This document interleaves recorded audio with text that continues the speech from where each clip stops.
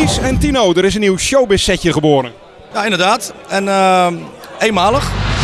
Dus we zijn geen show. Ja, we gaan wel eens uit eten, maar Maar dat zeg je er gelijk al bij, eenmalig. uit eten, maar we zijn geen setje. Hè? Dat niet, maar wel een leuke single samengemaakt. En dat kan een keer voorkomen. Nou ja, een duo dat ik niet zag aankomen. Hoe kennen jullie elkaar buiten van de eetafspraakjes? Ik heb Tino leren kennen door mijn zoon. Die zei een paar jaar geleden, ga eens luisteren naar hem. Toen ben ik gaan luisteren, een beetje bestuderen. En toen dacht ik, die jongen kan geweldig zingen. Toen heb ik hem uitgenodigd om een concert met 30-jarig jubileum in Amstelveen. Toen hebben we een duetje gezongen.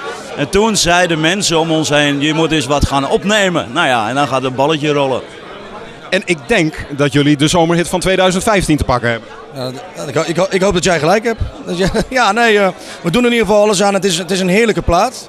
En niet zozeer omdat we het zelf hebben ingezongen en opgenomen. Maar als ik hem hoor, dan krijg ik wel dorst, zeg maar. En zin in de zomer. Dries, je zegt al, het is eigenlijk allemaal gekomen door je zoon. En je zoon heeft ook weer een bijzondere rol in de videoclip. Dus dan is de cirkel wel weer rond.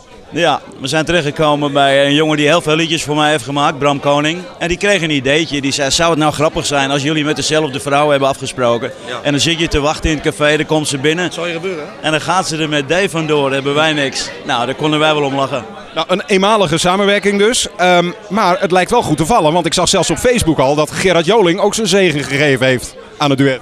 Ik zag hem van de week op het strand, heb ik hem 2 oortjes ingeduwd. En toen zegt hij, na een kwartier mag ik het nog eens horen. Ik denk, hé, hij vindt het leuk. Dus nou, dan moet je er even wat over zeggen ook. Ja. Wel leuk. Mooie opsteek.